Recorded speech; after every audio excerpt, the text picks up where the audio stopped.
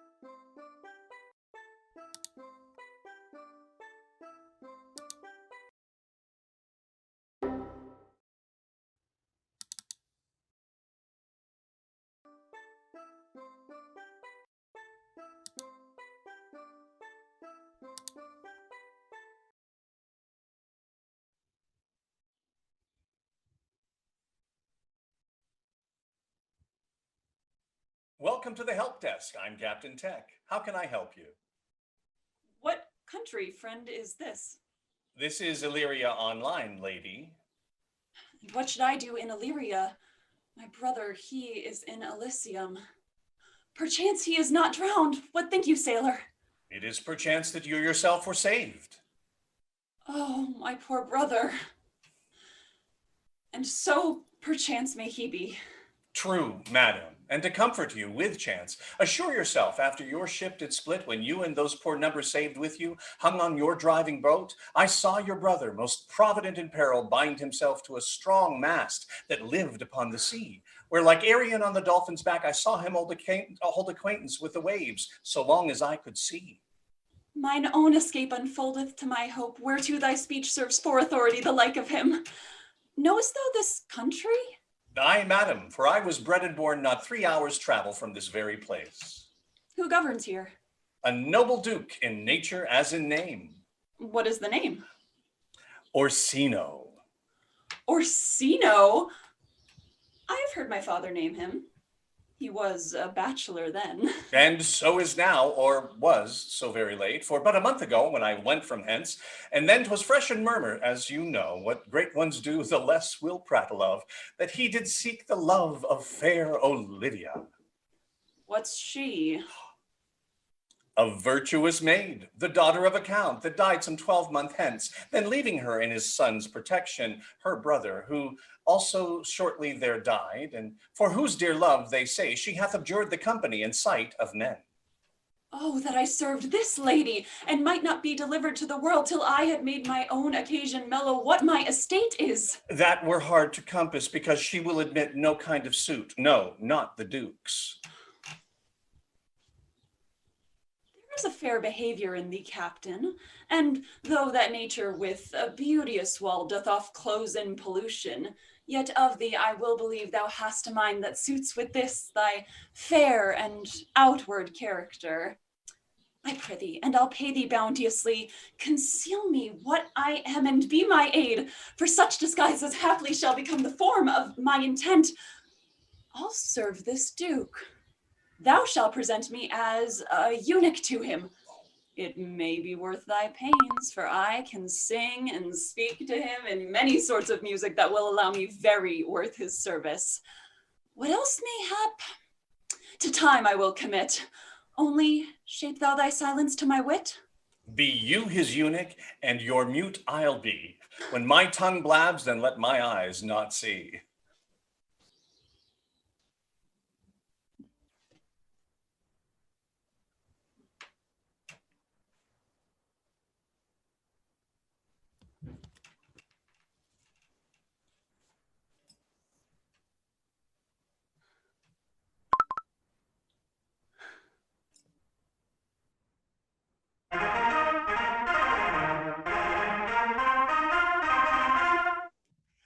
Sarah, welcome back to the Duke's Court of Love. All right, Dukesters, today we're getting a little serious here, okay? Listen, if music be the food of love, play on! Give me excess of it, that surfeiting the appetite we sicken and so die. Ooh, hey, that strain again. Hey, that strain again. Hey, it had a dying fall that came over my ear like a sweet sound that breathes upon the bank of violets, stealing and giving odor. Ooh, enough. No more. 'Tis not so sweet as it was before. Ooh, spirit of love, how quick and fresh art thou, that notwithstanding receiveth as the sea, not enters there of what validity and pitch soever, but falls into abatement and low price even in a minute. So full of shapes is fancy that it alone is high fantastical. All right, let's see what we got here, Dukesters. Let's see, at Dudes for Duke. Oh, okay, I ain't mad. At Dudes for Duke asks, what do you like about Olivia? Ho, ho, ho, ho, ho, ho! When mine eyes first seen Olivia, methought she purged the air of pestilence. That instance I was turned into a hart, and my desires, like fell cruel hounds, ever since pursue me. Oh, hey, Valentine, update on Olivia. So please, my lord, I might not be admitted, but from her handmaid do return this answer. The element itself, till 7 years' heat, shall not behold her face at ample view, but like a cloisteress, she will veiled walk and water once a day her chamber round with eye-offending brine. All this to season a brother's dead love, which she would keep fresh and lasting in her sad remembrance. She that had a heart of that fine frame to pay this debt of love but to a brother? Ha! How will she love when the rich gold shafts have killed the flock of all affections else that live in her? When liver, brain, and heart, these sovereign thrones are all supplied, and filled her sweet perfections with one self-king? Away before me the sweet bed of flowers, love thoughts lie rich when canopied with bowers.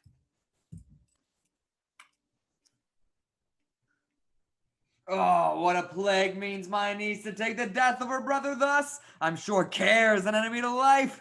Oh, by my troth, Sir Toby, you must come in earlier o' nights. Your cousin, my lady, takes great exceptions to your ill hours. Why, let her accept. Aye, but you must confine yourself within the modest limits of order.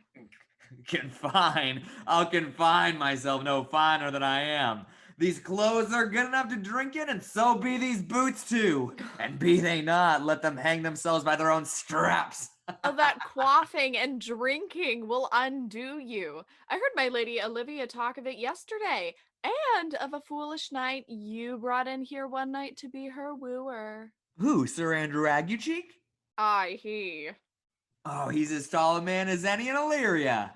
What's that to the purpose? Why, he has 3,000 ducats a year. Aye, but he'll have Buddy earn all these ducats. He's a very fool and a prodigal. Oh, fie that you say so. He plays with the viola de gamboys. And he speaks 3 or 4 languages, word for word, without book. And he hath all the good gifts of nature. Oh, he hath indeed almost natural. For besides that he's a fool, he's a great quarreler. And but that he hath the gift of a coward, to allay the gust he hath in quarreling, 'tis thought among the prudent he would quickly have the gift of a grave.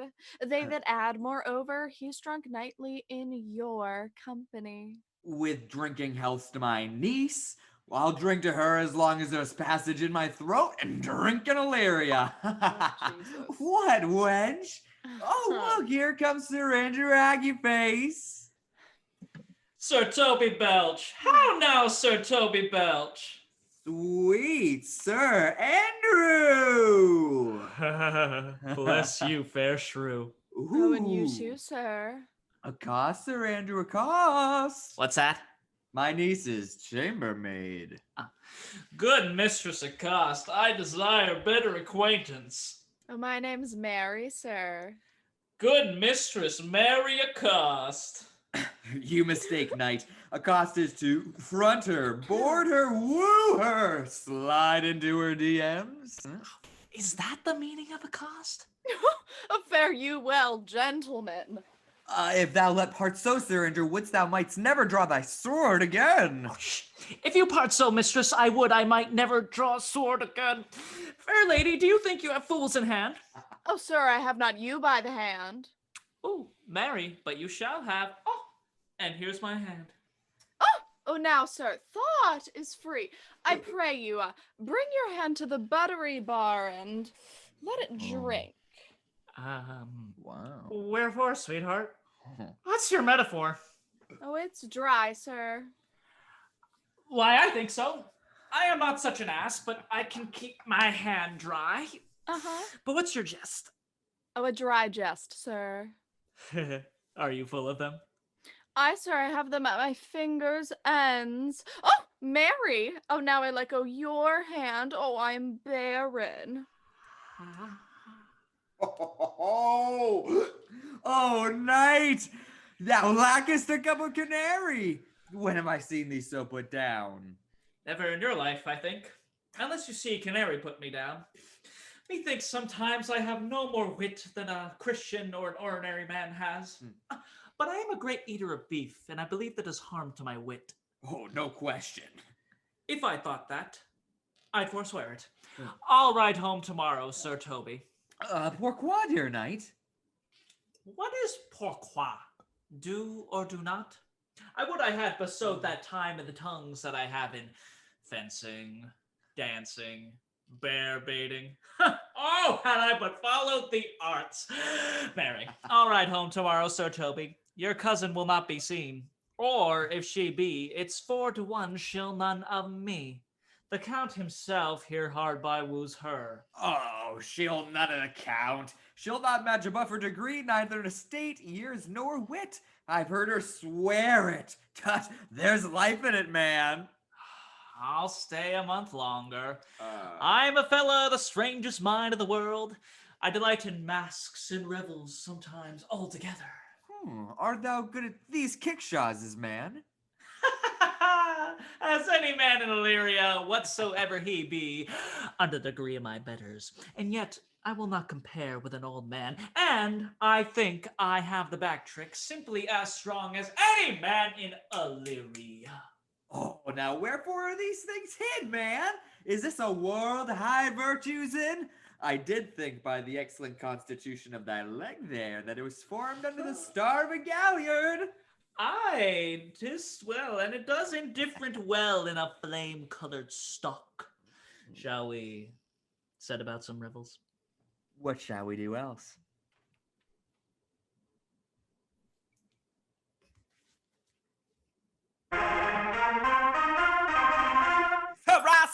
Sarah. Hey, welcome back to the Duke's Court of Love. Today we've got ourselves a very new but very, very dear friend, Cesario! I've known thee but 3 days, and already you are no stranger here. Thou knowest no less but all. I have unclasped to thee the book even of my secret soul. Therefore, good youth, address thy gate unto her. Be not denied access. Stand at her door and tell them, there thy fixed foot shall grow till thou have an audience. Sure, my noble lord, if she be so abandoned to her sorrow as it is spoke, she never will admit me. Be clamorous and leap all civil bounds rather than make unprofited return. Okay, say I do speak with her, my lord. What then? Oh, well then unfold the passion of my love. Surprise her with discourse of my dear faith. It will become thee well to act my woes. She will attend it better in thy youth than in a servant of more grave aspect. I think not so, my lord. Dear lad, believe it, for they shall yet belie thy happy years that say thou art a man. Approach that camera. Diana's lips is not more rubious and smooth. Thy small pipe is as a maiden's organ, shrill and sound, and all is semblative a woman's part. I know that constellation is right apt for this affair. Now prosper well in this, and thou shalt live as freely as thy lord to call thy fortunes thine. Oh my God. I'll do my best to woo your lady. Oh, yet a bar full strife, where I will myself would be his wife.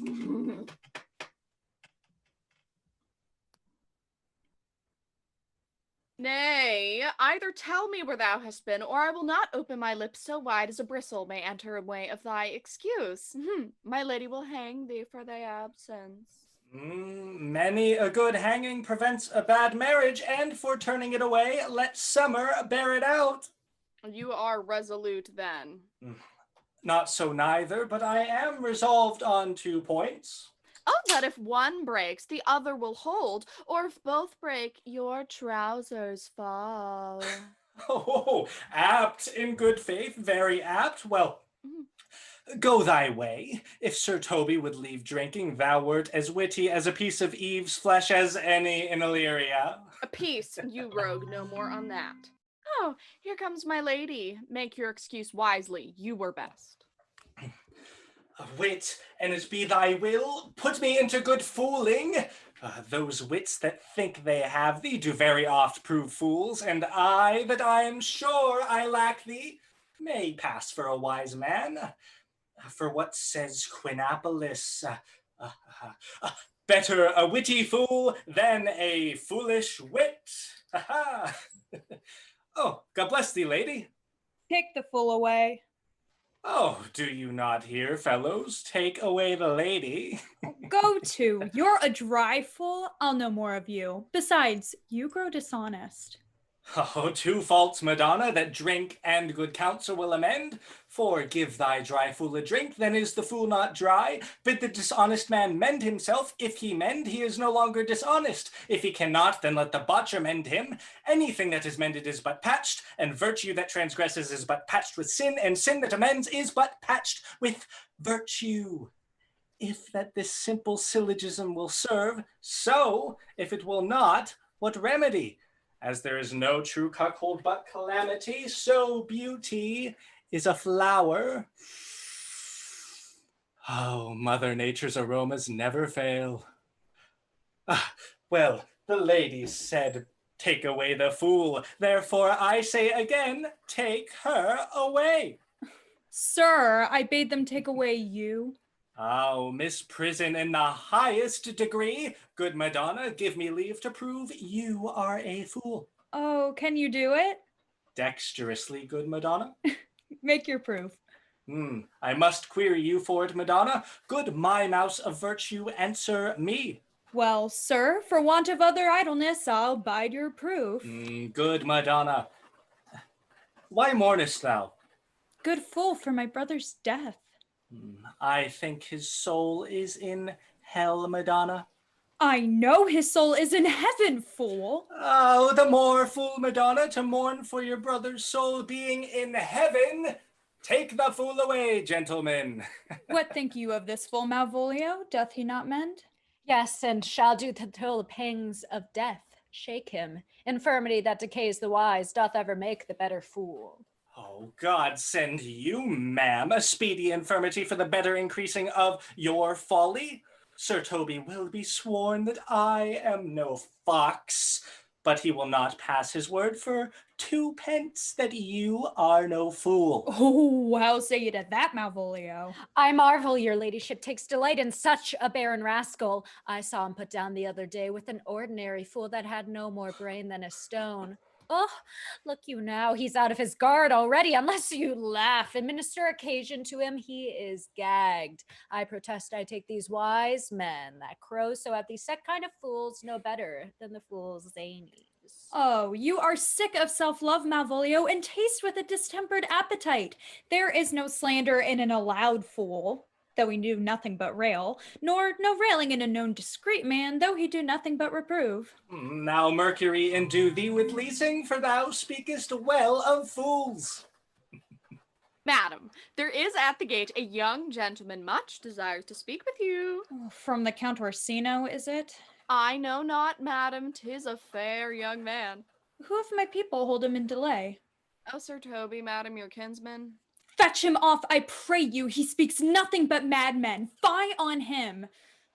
Go you, Malvolio. If it be a suit from the Count, I am sick, or not at home, what you will, to dismiss it.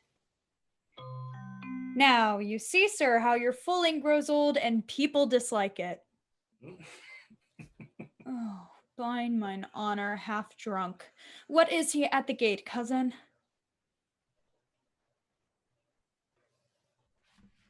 The gentleman here. A gentleman? What gentleman? 'Tis a gentleman. Oh, Plago, these pickled herring. Oh no, son. Good Sir Toby. Cousin, how have you come so early to this lethargy? Lechery, I defy lechery. There's a gentleman at the gate. Ay, Mary, what is he? Oh, let him be the devil, be it care, I care not. Give me faith, say I. It's all one. What's a drunken man like, fool? Like a drowned man, a fool, and a madman. One draught above heat makes him a fool, the second mads him, and the third drowns him. He is the third degree of drink. He's drowned. Go look after him. Oh, he is but mad yet, Madonna, and the fool shall look to the madman. Madam, yon young fellow swears he will speak to you. I told him you were sick. He takes on him to understand so much and therefore comes to speak with you. I told him you were asleep. He seems to have a foreknowledge of that too, and therefore comes to speak with you. What is to be said to him, lady? He's fortified against any denial. Oh, what kind of man is he? Why, of mankind. What manner of man? Of a very ill manner. He'll speak with you, will you or no? Of what personage in years is he? Not yet old enough for a man, nor young enough for a boy, as a squash is before 'tis a peas cod, or a codling when 'tis almost an apple. 'Tis with him in standing water between boy and man. He is very well favored, and he speaks very shrewishly. One would think his mother's milk were scarce out of him. Let him approach. Call in my gentlewoman.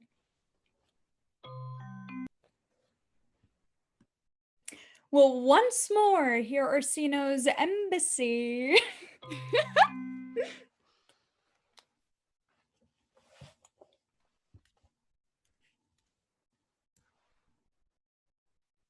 The honorable lady of the house, which is she? Speak to me. I shall answer for her. Your will. Most radiant, exquisite, and unmatchable beauty. I pray you tell me if this be the lady of the house, for I never saw her. I would be loath to cast away my speech, for besides that it is excellently well penned, I have taken great pains to con it. Good beauties, let me sustain no scorn. I am very comfortable, even to the least sinister usage. Whence came you, sir? I can say little more than I have studied, and that question's out of my part. Good, gentle one, give me modest assurance if you be the lady of the house, that I may proceed in my speech. Are you a comedian? No, my profound heart, and yet by the very fangs of malice I swear I am not that I play. Are you the lady of the house?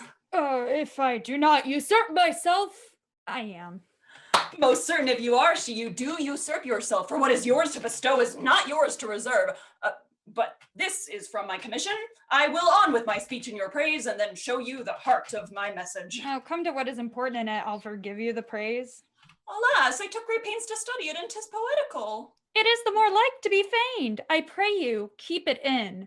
I heard you were saucy at my gates, and allowed your approach to wander at you than to hear you. If you be not mad, be gone. If you have reason, be brief. 'Tis not that time of moon with me to make one, and so skipping a dialogue.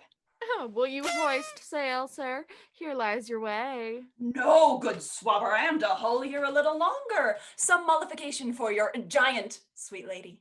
Tell me your mind. It alone concerns your ear.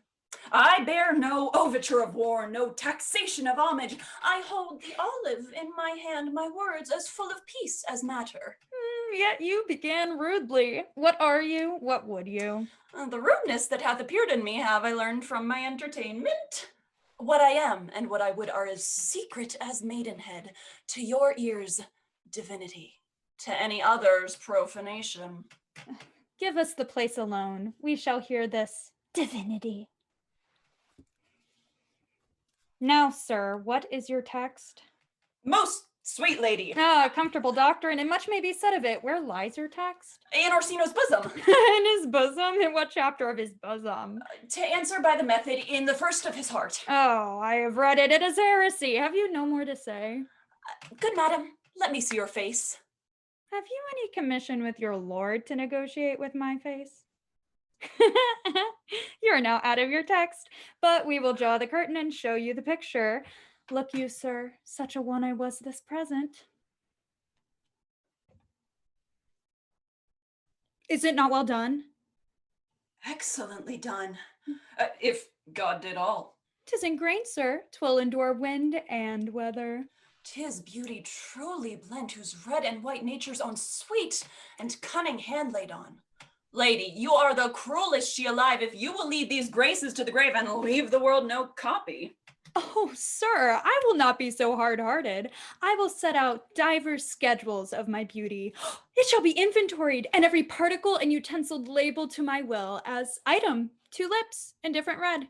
Item, 2 gray eyes with lips to them. Item, 1 neck, 1 chin, and so forth. Were you sent hither to praise me? I see what you are. You are too proud. But though you were the devil, you are fair.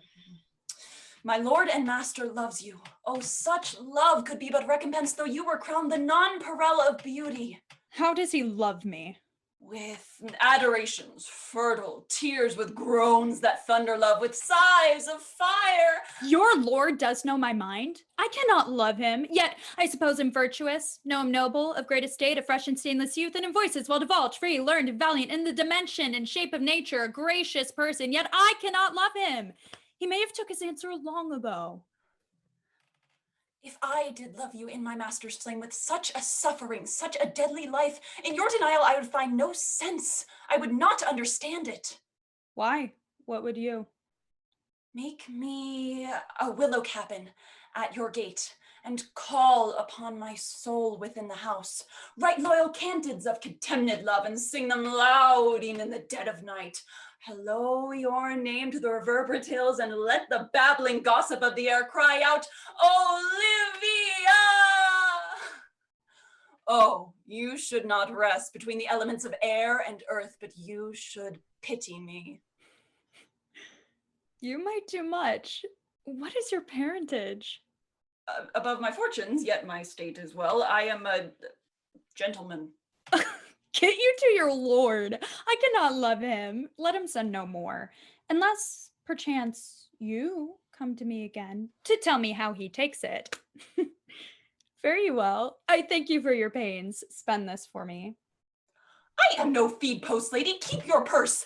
My master, not myself, lacks recompense. Love make his heart a flint that you shall love, and let your fervor, like my master's, be placed in contempt. Farewell, fair cruelty. Oh, what is your parentage?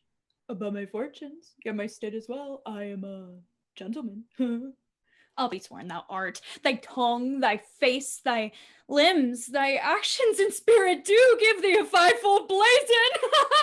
Oh, not too fast. Soft, soft. Unless the master were the man. How now? Even so quickly may one catch the plague?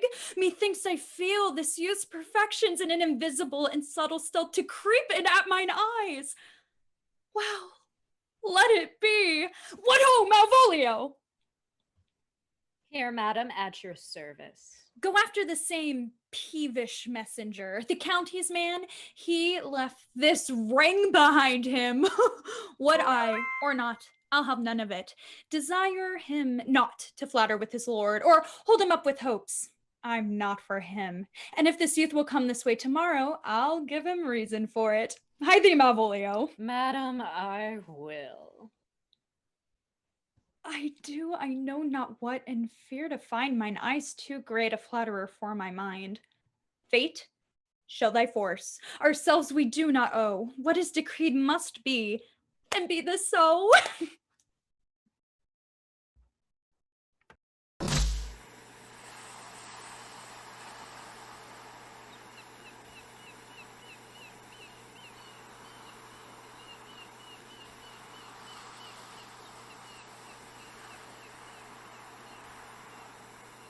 Will you stay no longer? Nor will you not that I go with you? By your patience, no.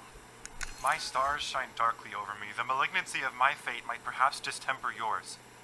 Therefore I shall crave of you your leave that I may bear my evils alone. It were a bad recompense for your love to lay any of them on you.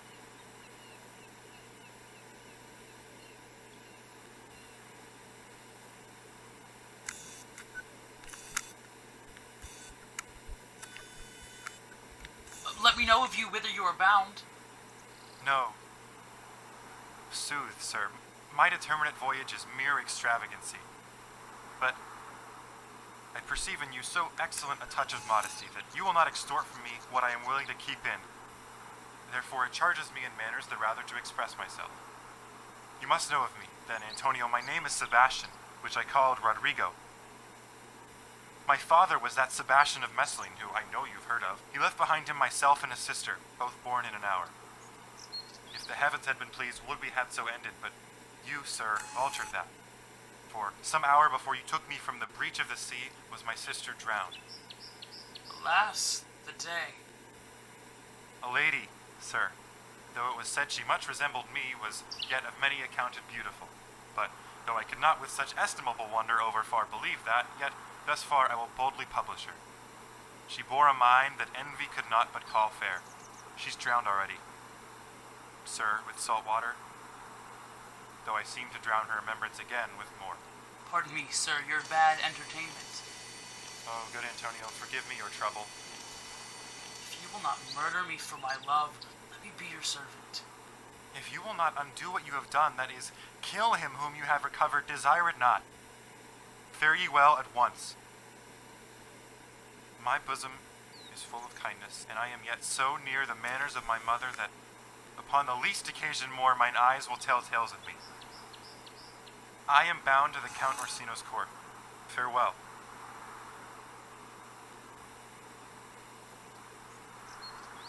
The gentleness of all the gods go with thee. I have many enemies in Orsino's court, else would I very shortly see thee there.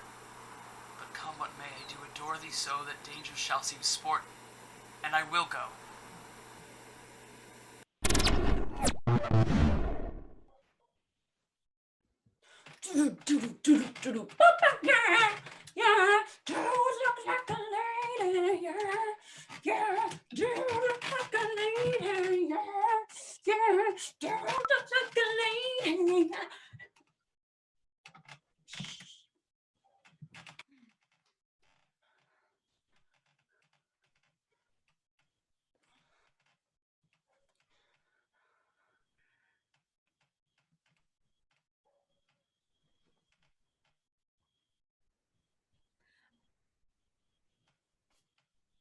We're not you even now with the Countess Olivia? Even now, ma'am. She returns this ring to you, sir. You might have saved me my pains to have taken it away yourself, she adds. Moreover, that you should put your lord into a desperate assurance she will none of him. And one thing more, that you be never so hardy to come again in his affairs, unless it be to report your lord's taking of this. Receive it so. She took the ring of me, all none of it. Come, sir, you peevishly threw it to her, and her will is it should be so returned. If it be worth clicking on, there lies in your eye. If not, be it his that finds it.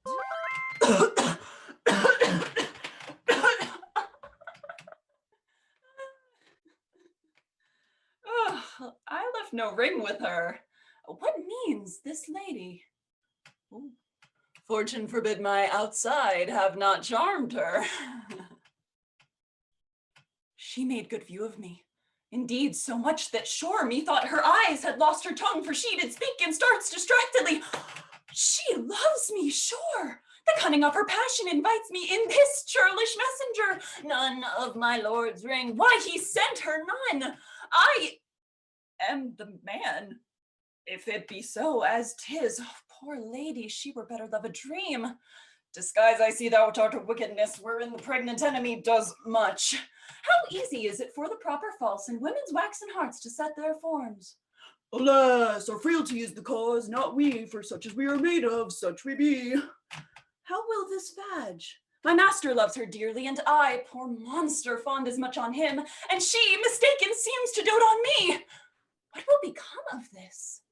As I am man, my state is desperate for my master's love. As I am woman, now alas the day! What thriftless sighs shall poor Olivia breathe?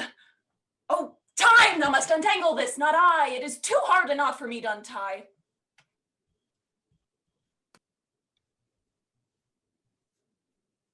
Approach, Sir Andrew, approach! To be to bed after midnight is to be betimes. Nay, to be up late is to be up late.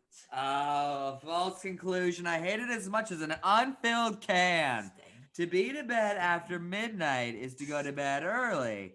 Therefore, to go to bed after midnight is to go to bed betimes. Therefore, let us eat and drink! Mariah, a stoup of wine! Here comes the fool of faith! How now, my hearts? Did you never see the picture of we three? Oh. Welcome, ass. Now, let's have a catch. Andrew, I'm going to need your backup on this one. I'm a world-class beatboxer. Here we go. Here we go. Three merry men be we, three merry men be we, three merry men be we. By my troth, the fool has an excellent voice. I had rather than 40 shillings. I had such a leg and so sweet a breath to sing as the fool has. Now, come on. Here's a sixpence for you. Let's have a song. Oh, would you have a love song or a song of good life? Oh, a love song, a love song. I care not for good life. All right, Andrew, you're going to love this one. What? Oh, mistress mine, where are you roaming? Oh, stay in here, your true love's coming, that can sing both high and low. Trip no further, pretty sweeting, journey's end in lovers' meeting, every wise man's son doth know. What is love, 'tis not hereafter, present mirth hath present laughter. What's to come is still unsure, in delay there lies no plenty. Then come kiss me sweet and 20, piece of stuff will not endure. Oh, you remember? Bravo! Maleficent. Mellifluous voice, as I am true knight. But shall we make the welkin dance, boys? Shall we rouse the night owl in a catch that will steal 3 souls from one weaver? Shall we do that? And you love me? Let's do it. I am dog, I'm a catch. Oh, Ooh. by your lady, sir. And some dogs will catch well. Oh, most certain. Let our catch be thou knave. Oh, hold thy peace, thou knave, knight. I shall be constrained in it to call thee a knave, knight. 'Tis not the first time I've constrained one to call me knave. Begin, fool. It begins. Hold thy peace.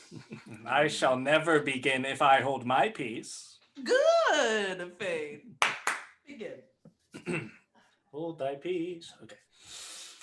Hey, kids, shake and loose together. The spotlight's in something that's been known to change the weather. We'll kill the fatted calf tonight, so stick around.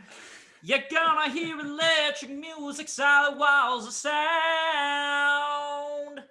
Oh, Benny and Rowan, I've seen them yet. Oh. But the What so a space- caterwauling do you keep here? If my lady have not called up her steward Malvolio and bid her turn you out of doors, never trust me. Oh, Malvolio's a Pegger Ramsey, and 3 merry men be we. Am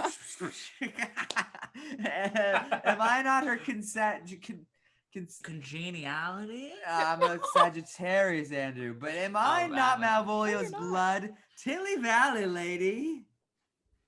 So Toby and Festive, have you seen him yet? Oh, but they're so spaced out. Benny and the Jets. Oh, beshrew me. The knight is an admirable fooling. Aye, he does well enough if he be disposed. He does it with a better grace, but I do it more natural. Benny! Oh, for the love of God, peace. My masters, are you mad, or what are you? Have ye no wit, manners, nor honesty than to gabble like tinkers at this time of night? Do ye make an alehouse of my lady's house that ye squeak out your coziers catches without any mitigation or remorse of voice? Is there no respect of place, persons, nor time in you? We did keep time, lady, in our catches. Snack up. Sir Toby, I must be round with you. My lady bade me tell you that though she harbors you as her kinsman, she's nothing allied to your disorders. If you can separate yourself and your misdemeanors, you are welcome in the house. If not, and it would please you to take leave of her, she is very willing to bid you farewell. Yes, Benny! Nay, good Sir Toby. This is much credit to you. Oh, art thou more than a steward, Malvolio? Dost thou think thou art more virtuous? There shall be no more cakes and ale.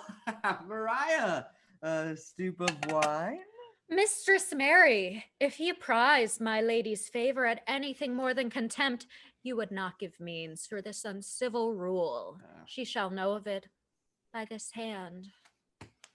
Go shake your ears. Twere as good a deed to drink when a man's a-hungry, to challenge her in the field, and to make a fool of her. Oh, do it, knight. I'll write thee a challenge. Or I'll deliver thy indignation by word of mouth. Sweet Sir Toby, be patient for tonight. Since the youth of the counts was today with thy lady, she is much out of quiet. For Madame Malvolio, let me alone with her. If I do not gull her into a byword and make her a common recreation, do not think I have wit enough to lie straight in my bed. I know I can do it. Possess us, tell us something of her. Oh, Mary, sir, sometimes she's a kind of Puritan.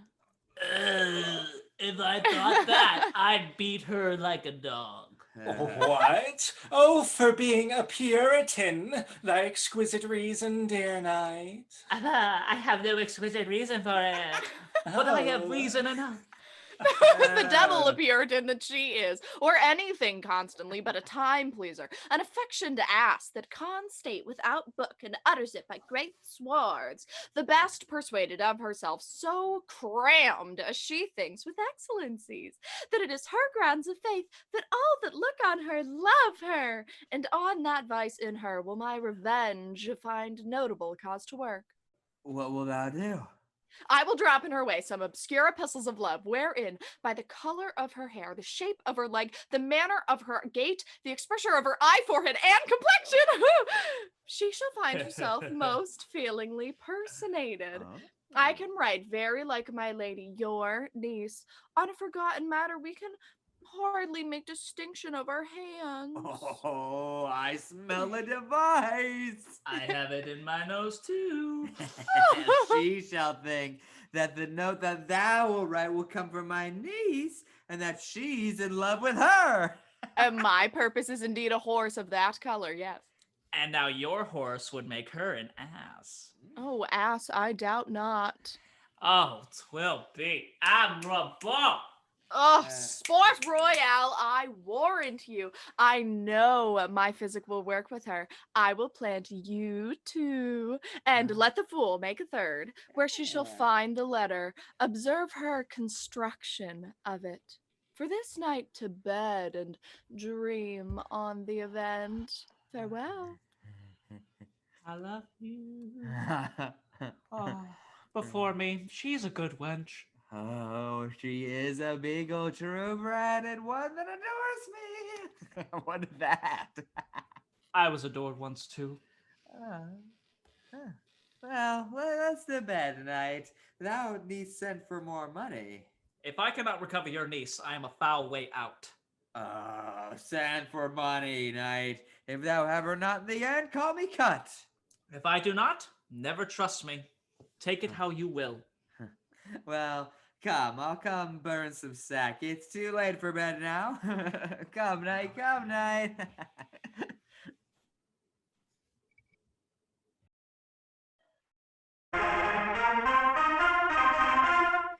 Sarah, Sarah, Sarah! Welcome back to the Duke's Court of Love. Tonight's live has been brought to you by the good folks at Illyria-online.com.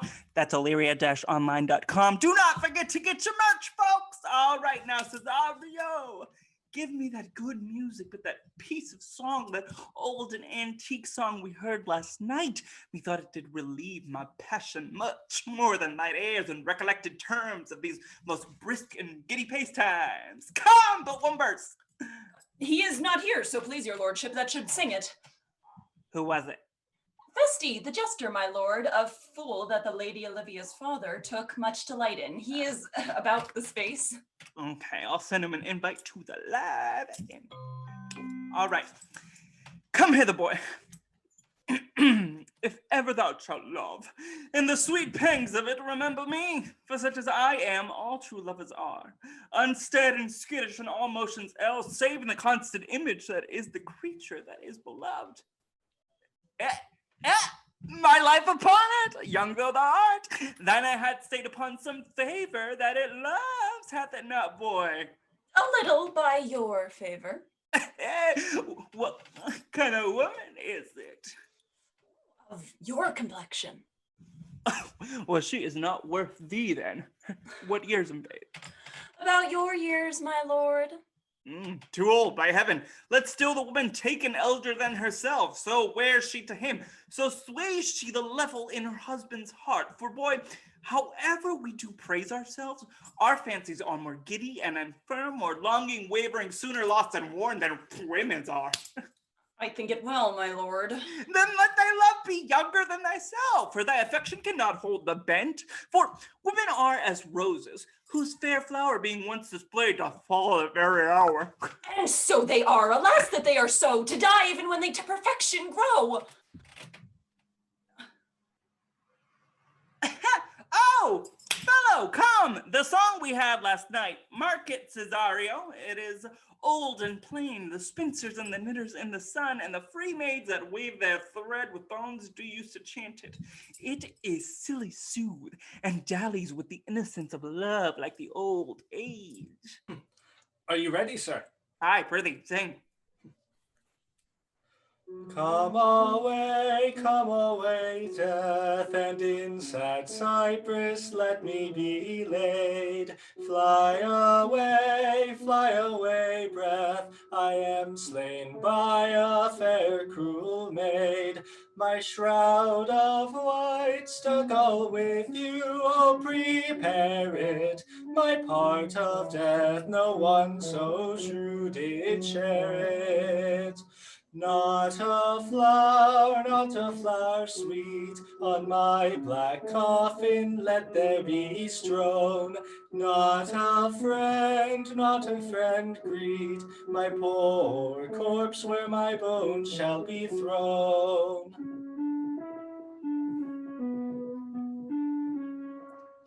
A thousand sighs to save, oh lay me where my sad true lover never find my grave to weep there.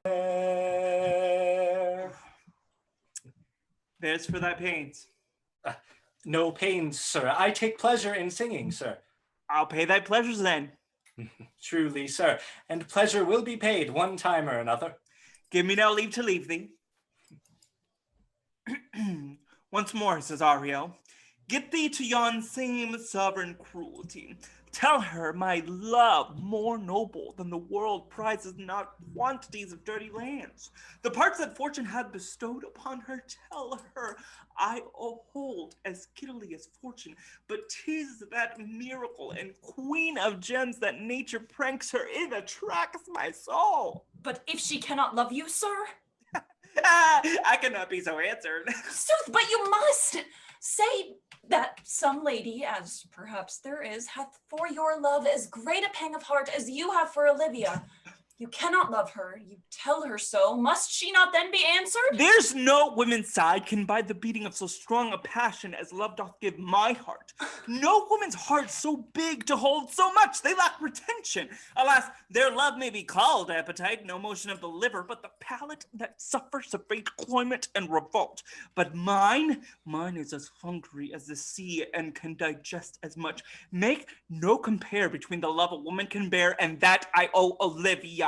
Aye, but I know. What dost thou know? Too well what love women to men may owe. In faith, they are as true of heart as we. My father had a daughter, loved a man, as it might be, perhaps, were I a woman, I should your lordship. And what's her history? A blank, my lord. She never told her love, but let concealment, like a worm in the bud, feed on her damask cheek. She pined in thought, and with a green and yellow melancholy, she sat like Patience on a monument, smiling at grief. Was not this love indeed? Women may say more, swear more, but indeed our shows are more than will, for still we prove much in our vows, but little in our love. But, died thy sister of her love, my boy? All the daughters of my father's house, and all the brothers too, and yet I know not. Sir, shall I to this lady? Hey, aye, prithee, that is the theme. To her in haste, give her this jewel, say, my love can give no place, bide no denay.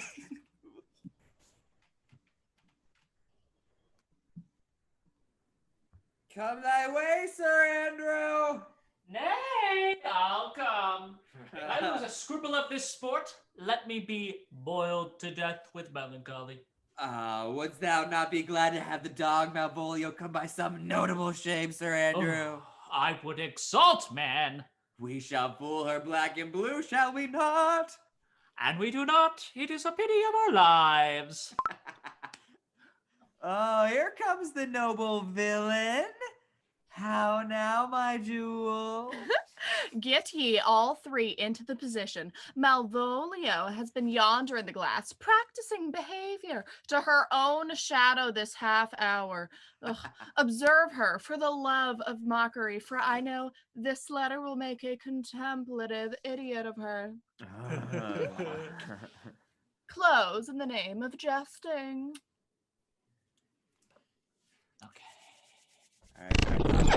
Access granted. It is but fortune, all is fortune.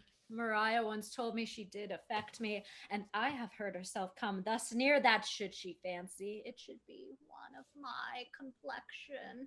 Besides, she uses me with a more exalted respect than anyone else that follows her. What should I think on it? Here's an overweening rogue. Peace. Contemplation makes a rare turkey cock of her, how she jets under her advanced plumes. Slight, I could so laugh at the rogue. Peace, I say. The Countess Malvolio. Oh, rogue. Pistoler! Peace. Having been 3 months married to her, sitting in my state. Peace. Now she's deeply in. Look how her imagination blows her. Calling my officers about me in my branched velvet gown, having come from a day bed where I left Olivia sleeping. Oh, fire and brimstone. And then to have the humor of state. And after a demure traveler regard, telling them I know my places, I would they should do theirs, to ask for my kinsman, Toby. Bolted shackles. 7 of my people with an obedient start make out for him. I frown the while and perchance wind up watch or play with my some rich jewel. Oh, damn. Toby approaches, courtesies there to me. Oh, shall this wench live? Though our silence be drawn with us with pains, yet peace. I extend my hand to him, thus quenching my familiar smile with an austere regard of control. Oh, I swear. I'll have a peace. Saying, cousin Toby, my fortunes having cast me on your knees, give me this prerogative of speech. You must amend your drunkenness. Scab? Besides, you waste the treasure of your time with a foolish knight. Oh, that's me, I warrant you. One Sir Andrew. Oh, I knew 'twas I. For many do call me fool. What employment have we here? Oh, and now is the woodcock near the gin. By my life, but this is my lady's hand. These be her very C's, her U's, and her T's, and thus she makes her great P's. It is in contempt of question her hand. Her C's, her U's, and her T's? Why's that? To the unknown beloved, this and my good wishes. Oh, her very praises. By your leave, wax soft in the impressure of her Lucrece, with which she uses to seal. 'Tis my lady. To whom should this be? Jove knows I love, but who? Lips do not move, no man must know. No man must know. What follow? The numbers altered. No man must know. If this could be the Malvolio. Oh my god. I may command where I adore. But silence like a Lucrece knife with bloodless stroke my heart doth gore. MOAI doth sway my life. Oh, a Faustian riddle. Excellent wench, say I. MOAI doth sway my life. Nay, but first, let me see. Now, what dish of poison has Mariah dressed her? I may command where I adore. Why, she command me. I serve her. She is my lady. Why, this is evident to any formal capacity. There is no obstruction in this. And the end, what shall that alphabetical position portend if I could make that resemble something in me? MOAI. Oh, I make that up. She's now in a cold set. M. Malvolio. Why, that begins my name. But then there's no consonancy in the sequel that suffers under probation.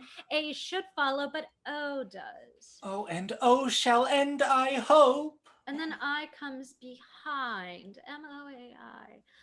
This simulation is not as the former, and yet, to crush it a little, it would bow to me, for every one of those letters is in my name. Oh, Soft here follows prose. If this fall into thy hand, revolve. In my stars I am above thee, but be not afraid of greatness. Some are born great. Some achieve greatness, and some have greatness thrust upon them. Thy fates open up thy hands, let thy blood and spirits embrace them, and to inure thyself to what thou art like to be. Cast thy humble slough and appear fresh. Oh, be opposite with kinsmen, surly with servants. Let thy tongue tang arguments of state. Put thyself into the trick of singularity. She thus advises thee that sighs for thee. Remember who commanded thy yellow stockings. I wish to see thee ever cross-gartered. I say remember. Go to, thou art made, if thou desirest to be so. If not, let me see thee a steward still, the lady of servants and not worthy to touch fortune's finger. Farewell, she that would alter services with thee, the fortunate, unhappy.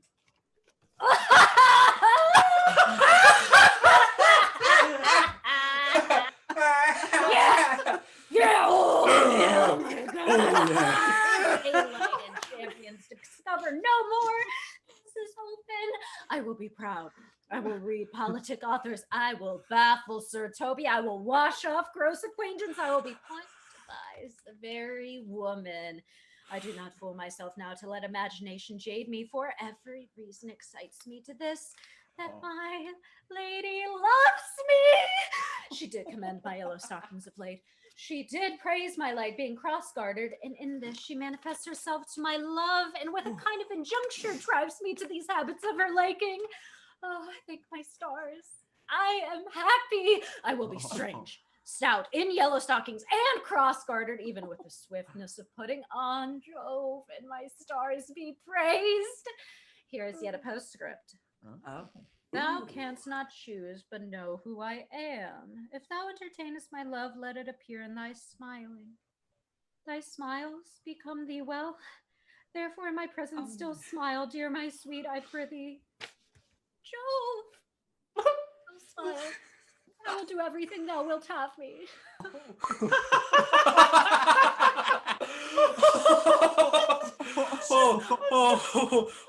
I will not give my part of this sport for a pension of thousands to be paid from the Sophie.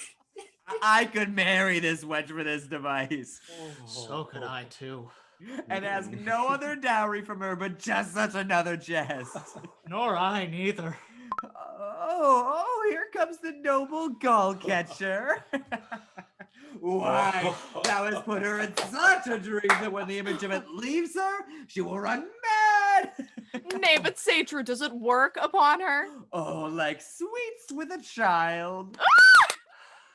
If you will then see the fruits of the sport, mark her first approach before my lady. She will come to her in yellow stockings, and 'tis a color Olivia abhors, and cross-gartered, a fashion she detests.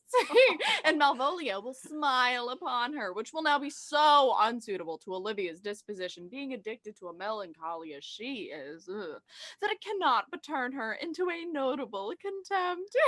If you will see it, follow me. Oh, to the gates of hell, thou most excellent devil of wit. I'll make one too.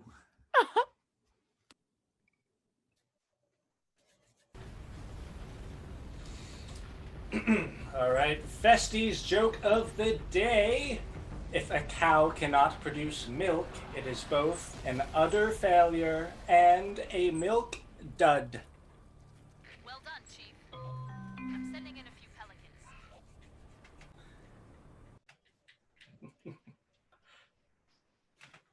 Art not thou the Lady Olivia's fool? No, indeed, sir. The Lady Olivia has no folly and will keep no fool, sir, until she be married. And fools are as husbands as pilchards are to herrings. The husband's the bigger.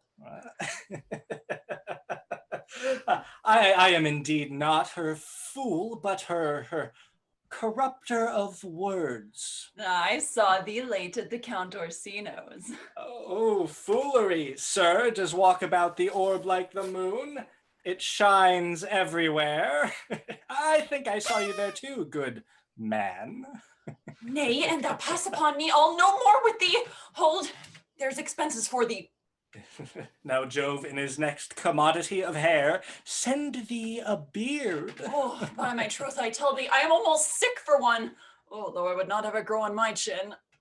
Is thy lady online? Indeed, sir. I will construe to them whence you came. Who you are and what you would are beyond me. This fellow is wise enough to play the fool, and to do that well craves a kind of wit. He must observe their mood on whom he jests, the quality of persons, and the time, and like the haggard, check at every feather that comes before his eye. This is a practice as full of labor as a wise man's art. For folly that he wisely shows is fit, but wise men folly fallen quite taint their wit. Save you, gentlemen. And you, sir. Je veux gratter, monsieur. Et voici votre serviteur? I hope, sir, you are. And I am yours. My nieces desires you should visit, if your trade be to her. I am bound to your niece, sir. I mean, she is the list of my voyage. Most excellent, accomplished lady, the heavens rain odors on you. Ooh, that youth's a rare courtier. Rain odors. Well, My matter hath no voice but to your own most pregnant and vouchsafed ear. odors? Pregnant? Vouchsafed? I'll get them all three already. Leave me to my hearing. What is your name? Violet Cesario is your servant's name, fair princess. My servant, sir? 'Twas never merry world since the lowly feigning was called compliment. Your servant to the Count Orsino, youth. And he is yours, and his must needs be yours. Your servant is your servant, madam. For him? I think not on him, for his thoughts would they were blanks and rather filled with me. Madam, I come to wait your gentle thoughts on his behalf. Oh, by your leave, I pray you, I bade you never speak again of him. But would you undertake another suit? I would rather hear you solicit that than music from the spheres. Dear lady, give me leave, beseech you. I did send, after the last enchantment you did hear, a ring in chase of you. So did I abuse myself, my servant, and I fear me you. Under your hard construction, must I sit to force that on you in a shameful cunning which you knew none of yours? What might you think? Have you not set mine honor at the stake and baited it with all the unmuzzled thoughts that tyrannous heart can think? To one of your receiving, enough is shown, a cypress, not a bosom, hideth my heart. So let me hear you speak. I pity you. That's a degree to love. No, not a grise, for 'tis a vulgar proof that very oft we pity enemies.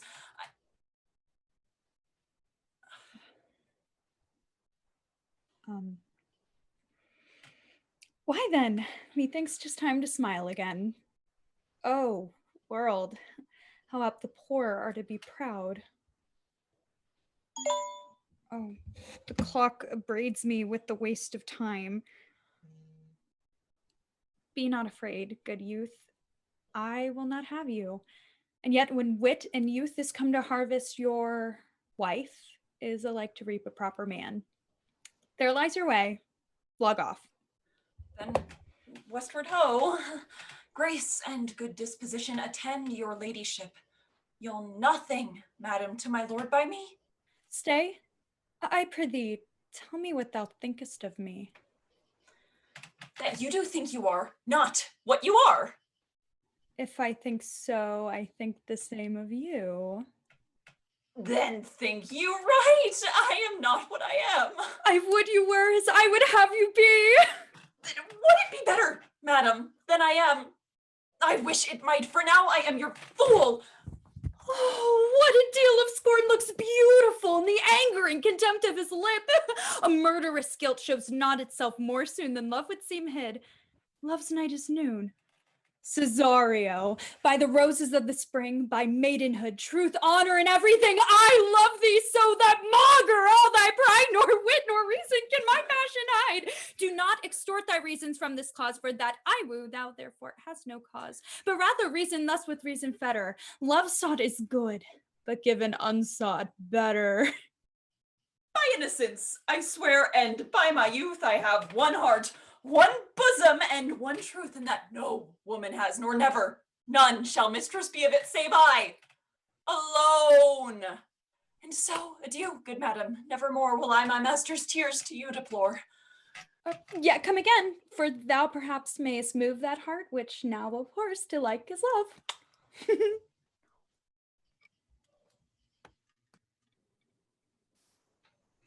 No, faith.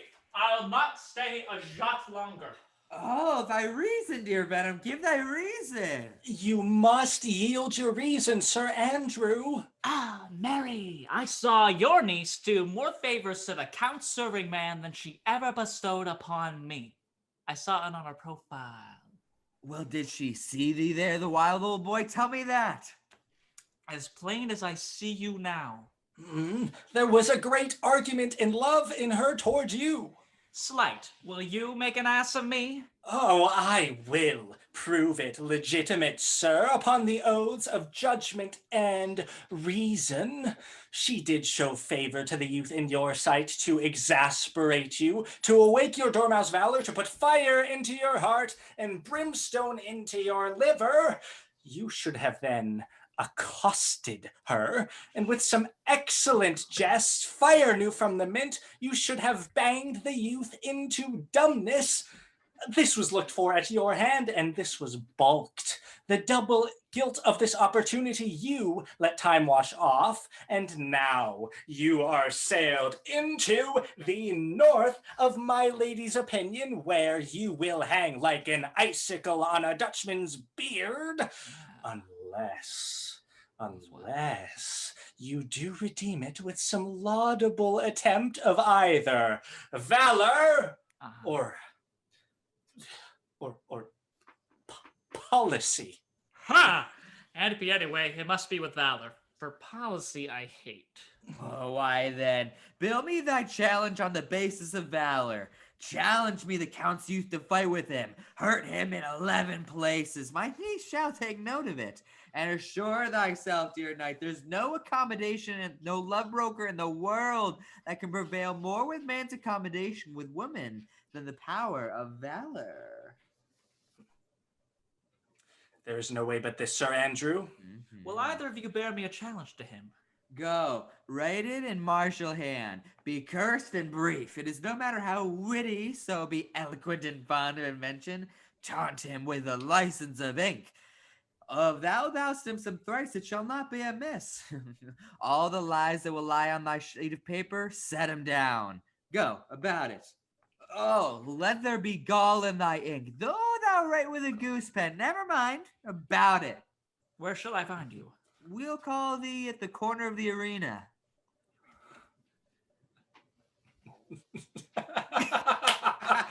The arena. That was good, Bestie. Oh, it was Beard. really good. Oh, man.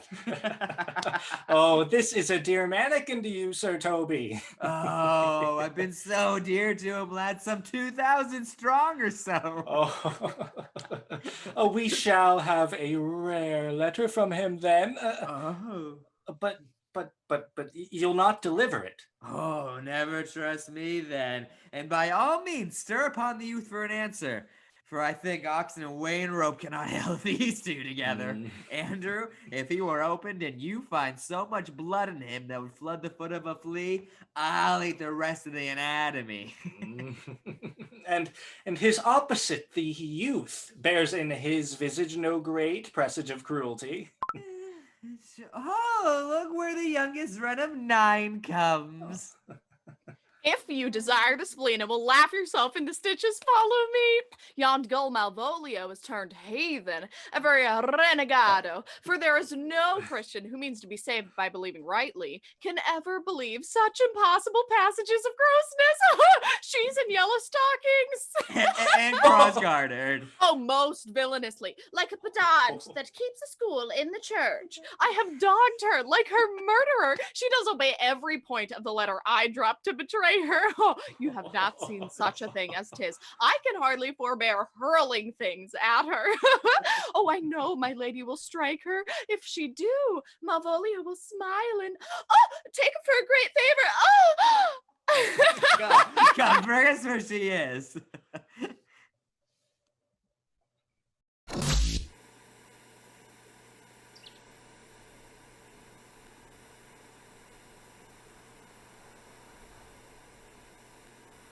I would not by my will have troubled you, but since you make your pleasure of your pains, I will no further chide you. I could not stay behind you. My desire more sharp than filed steel did spur me forth, and not a love to see you, though so much as might have drawn one to a longer voyage, but jealousy what might befall your travel, being skilless in these parts which to a stranger, unguided and unfriended, often prove rough and unhospitable. My willing love, the rather by these arguments of fear, set forth in your pursuit. My kind Antonio, I can no other answer make but thanks, and ever thanks. And oft good turns are shuffled off with such uncurrent pay, but where my worth is my conscience firm, you should find better dealing. What's to do? Shall we go see the relics of this town? Tomorrow, sir, best first go see your lodging. I'm not weary, and 'tis long tonight. I pray you, let us satisfy our eyes with the memorials and the things of fame that do renown this city. Would you pardon me, I do not without danger walk these streets. Once, amidst protests against the Count his men, I did some service of such note indeed that were I taken here, it would scarce be answered. Belike you slew great number of his people? The offense is not of such a bloody nature, albeit the quality of the time and quarrel might well have given us bloody argument. It might have since been answered in repaying what damage we did, which, for safety's sake, most of my comrades did. Only myself stood out, for which, if I be lapsed in this place, I shall pay dear. Do not then walk too open. It doth not fit me. Hold, sir, here's my purse. In the south suburbs at the Elephant is best to lodge. I will bespeak our diet, whilst you beguile the time and feed your knowledge with viewing of the town. There shall you have me. I'll be your purse bearer and leave you for an hour. To the Elephant. I do remember.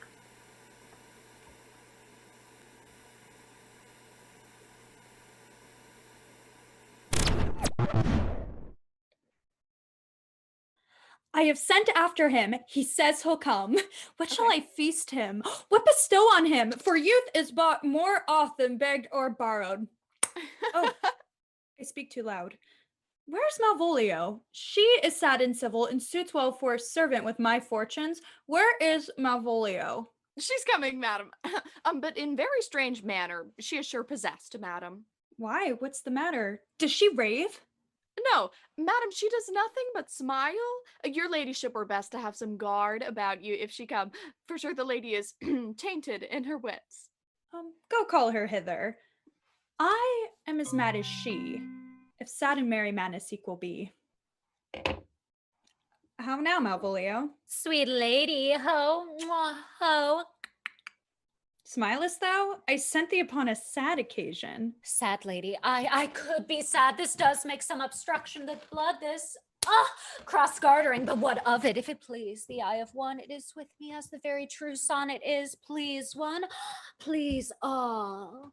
Why, how dost thou, girl? What is the matter with thee? Not black in mine, though yellow in my legs. It did come to her hands, and command shall be executed. I think we do know the sweet Roman hand. Wilt thou go to bed, Malvolio? To bed? Aye, sweetheart, and I'll come to thee. God comfort thee! Why dost thou smile so and blow kisses so oft? How do you, Malvolio? At your request, nightingales answer daws.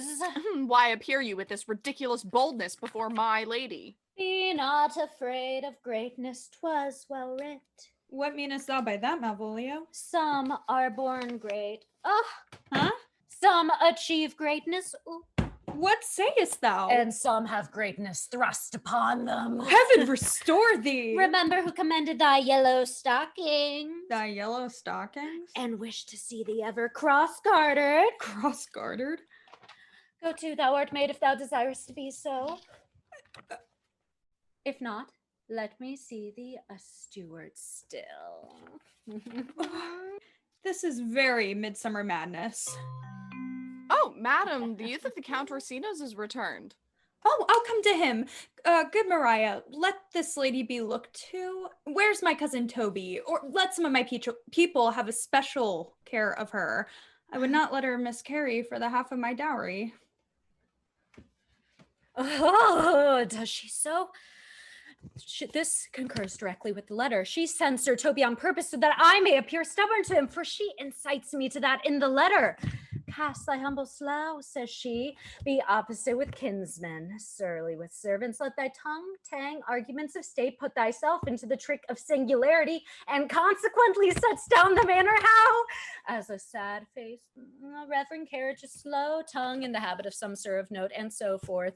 I have limed her, but it is Jove's doing, and Jove make me thankful. And when she went away now, let this lady be looked to. Lady, not Malvolio, nor after my degree, but lady. Why, everything adheres together, that no dram of a scruple, no scruple of a scruple, no obstacle, no incredulous or unsafe circumstance. What can be said? Nothing that can come between me and the full prospects of my hope. Well, Jove, not I is the doer of this, and he is to be thanked. Which way is she? In the name of sanctity, if all the devils possess her and Legion himself possesses her, I will speak to her. Oh, how is it with you, ma'am?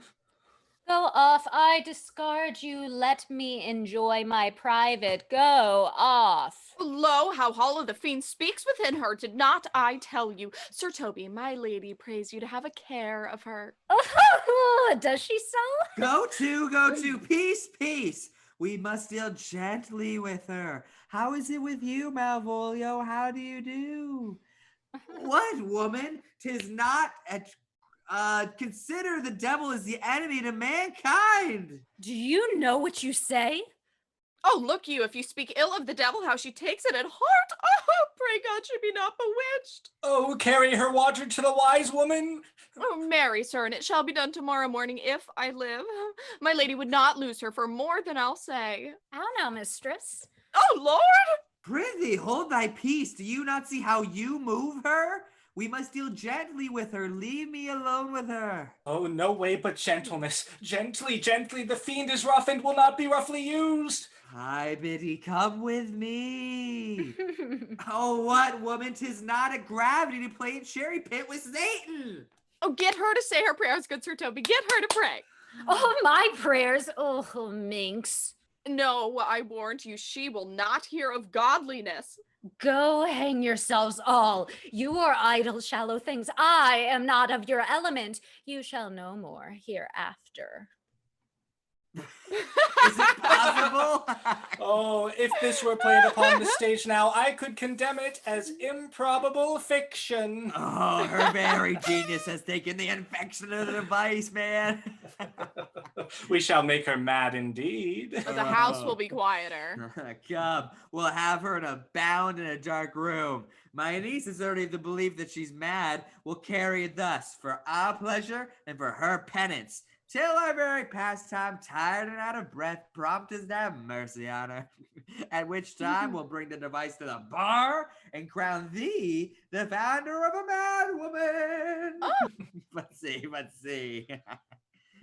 Oh, look, I got Andrew's challenge here. Oh, do but read. Youth, whatsoever thou art but a scurvy fellow. Oh, good and valiant. Wander not, nor admire not in thy mind why I call thee so, for I will show thee no reason for it. A good note that keeps him from the blow of the law. Yes. Thou comest to the lady Olivia, and in my sight she uses thee kindly, but thou liest in thy throat. That is not the matter I challenge thee for. Ooh, very brief and to exceeding good sense. Less. I will waylay thee wherever it be thy chance to kill me. Good. Thou killest me like a rogue and a villain. Oh, still he keeps on the windy side of the law. Good. Fare thee well, and God have mercy upon one of our souls. He may have mercy upon mine, but my hope is better. So look to thyself. Thy friend as thou usest him, and thy sworn enemy, Andrew cheek. Well, if this message can't move the youth, his legs surely cannot. Oh, you may have very fit occasion to give it to him. He is now in some commerce with my lady, and will by and by be free. Well, I'm gonna message Andrew back. Andrew, scout him for me at the corner of the arena, like a bum bailey. So soon as thou seest him, draw, and as thou drawest, swear horrible. For it comes to pass off with a parable oath, with a swaggering accent sharply twanged off, gives manhood more appropriation than proof could have ever earned in himself. Send. Oh, I want to see him do that. Now, will I not actually give this message to the youth? For his business between his lord and my niece gives him off to be of good capacity and breeding, and he'll find no terror in this message. He'll find it comes from a clodpole, but I will deliver this message by word of mouth, and I'll set upon Aguecheek some no rapport of of valor, strength, skill, and fury that I know the youth will aptly receive. And when the two see each other, they'll kill each other by the very sight like cock of trees. I have said too much onto our heart of stone and laid mine honor to Anchari out. There's something in me that reproves my fault, but such a potent, headstrong fault it is, it but mocks reproof. With the same behavior that your passion bears goes on my master's grief. Here, keep this jewel for me. 'Tis my picture. Refuse it not. It hath no tongue to vex you. And I beseech you, come again tomorrow. What might you ask of me that I'll deny that honor saved upon asking give? Nothing but this, your true love for my master. How with mine honor can I give to him that which I've given to you? I will acquit you. Well, come again tomorrow. Fare thee well. A fiend like thee might bear my soul to hell. Oh my God. Gentlemen, God save thee. And you, sir. That defense thou hast, but take thee to it.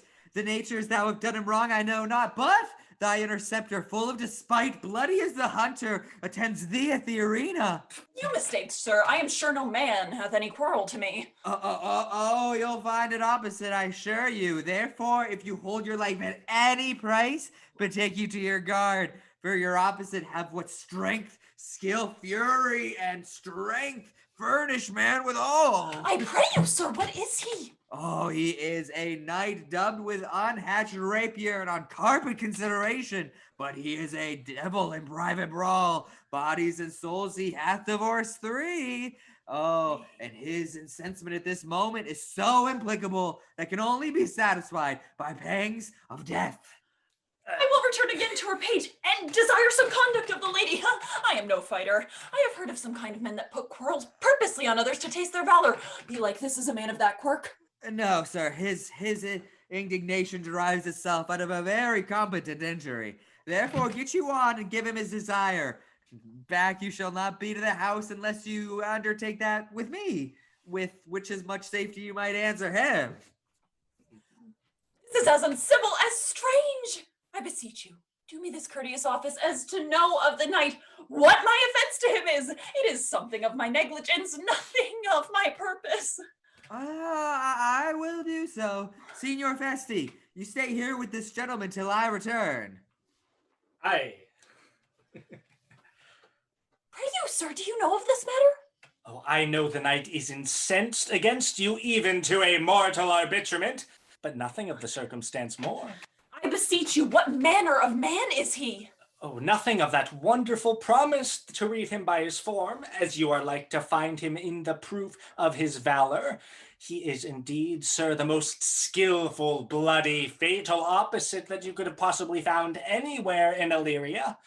Will you go towards him? I will make your peace with him if I can. Oh, I shall be much bound to you for it. I am one that had rather go with Sir Priest than Sir Knight. I care not who knows so much of my mettle. Oh, why, man, he is a very devil. I have not seen such a fierce farrago with a mortal motion that it is inevitable. And he pays you your answer surely as your feet hit the ground on which they step. Pox on it. I'll not meddle with him. Oh, but he cannot be pacified. Festi can scarce hold him yonder. Plague on it! If I thought he'd been cunning and valiant in fence, I'd have seen him damned ere I have challenged him. Oh. Let him let the matter slip, and I'll give him my horse. I'll make the motion. You stand here, make a good show on it. This shall end without the perdition of souls, okay? There is no remedy, sir. He will fight with you for oath's sake. Marry, he hath better bethought of him of his quarrel. He finds that now scarce worth to be talking of. Therefore draw for the suppurtance of his vow, for he protests he will not hurt you. Pray God defend me. A little thing would make me tell them how much I lack of a man. Give ground if you see him furious. Oh, come, Sir Andrew. He cannot be pacified. It's going to happen. The gentleman will have one bout with you for his honor's sake. He cannot, as a soldier, avoid it. But he has promised me as a gentleman he will not hurt you. Oh, pray God he keep his oath. I do assure you, 'tis against my will.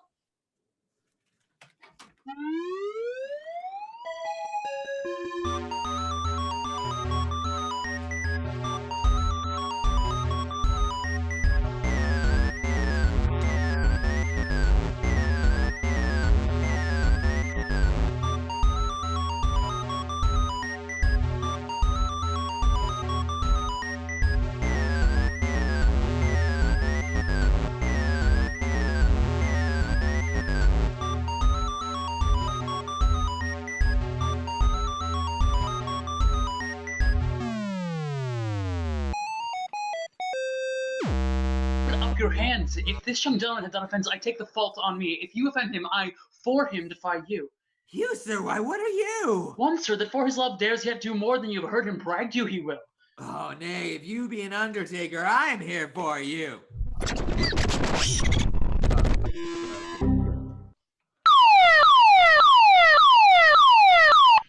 Good Sir Toby, hold, here come the officers. Oh, I'll be with you anon. Antonio, I arrest thee at the suit of Count Orsino. You do mistake me, sir.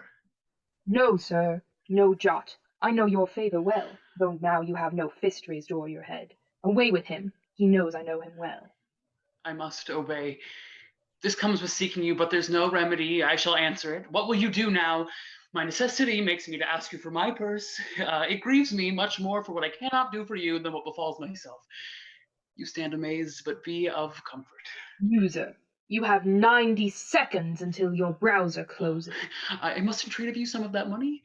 What money, sir? For the fair kindness you have showed me here, in part being prompted by your present trouble, out of my lean and low ability, I'll lend you something. My having is not much. I'll make division of my present with you. Hold, there's half my coffer. Will you deny me now? Is it possible that my deserts to you can lack persuasion? Do not tempt my misery thus that it makes me so unsound a man as to upbraid you with those kindnesses that I've done for you. I know of none, nor know I you by voice or any feature. I hate ingratitude more in a man than lying, vainness, babbling, drunkenness, or any tainted vice whose strong corruption inhabits our frail blood. Oh, heavens themselves. Please exit your Let me browser. speak a little. This youth that you see here, I snatched one half out of the jaws of death, relieved him with such sanctity of love, and to his image, which methought did promise most venerable worth, did I devotion. 30 seconds remaining. But oh, how vile and idle proves this God. Thou hast, Sebastian, done good feature shame. In nature there's no blemish but the mind. None can be called deformed but the unkind. Virtue is beauty, but the beauteous evil are empty trunks or flourished by the devil. Disconnecting browser. Methinks his words do from such passion fly that he believes himself. So do not I. Prove true, imagination. Oh, prove true that I, dear brother, be now ta'en for you. He named Sebastian. I, my brother, know, yet living in my glass, e'en such and so in favor was my brother, and he went still in this fashion, color, ornament. For him I imitate. Oh, if it prove tempests are kind and salt waves fresh in love. Oh, very dishonest and paltry, boy. His dishonesty appears in him denying his friend and leaving him here in necessity. And for his cowardship, ask Festi. Oh, a coward, a most devout coward, and religious in it. Slide. I'll after him again and beat him. Do, cuff him soundly, but never draw thy sword. If I do not... Ooh, come, let us see the event. Oh, I dare lay any money 'twill be nothing yet.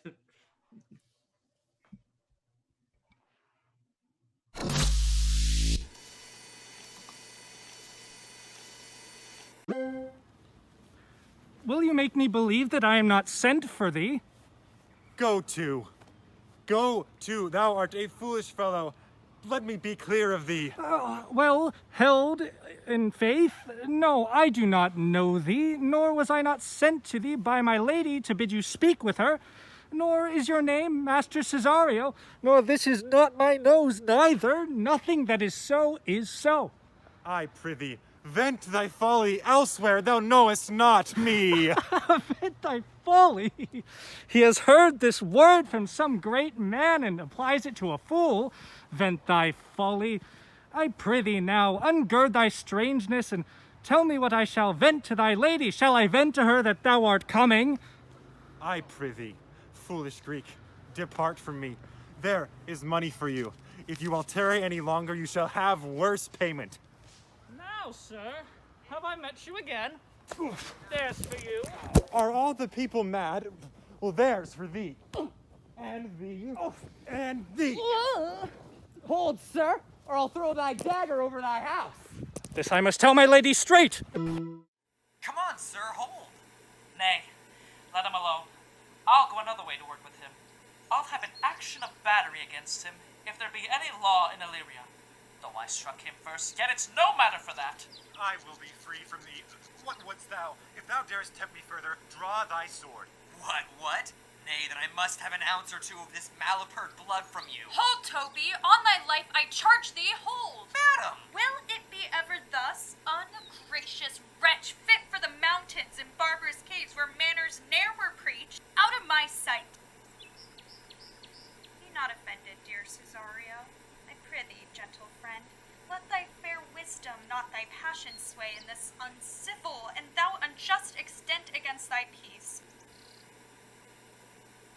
Go with me to my house, and hear thou there how many fruitless pranks this ruffian hath botched up, that thou thereby mayest smile at this. Thou shalt not choose but go. Do not deny. What relish is in this? How runs the stream? Or I am mad, or else this is a dream. Let fancy still my sense in Lethe steep. If it be thus to dream, still let me sleep. Nay, come, I prithee. Would thou'st be ruled by me? Madam, I will. Oh, say so, and so be.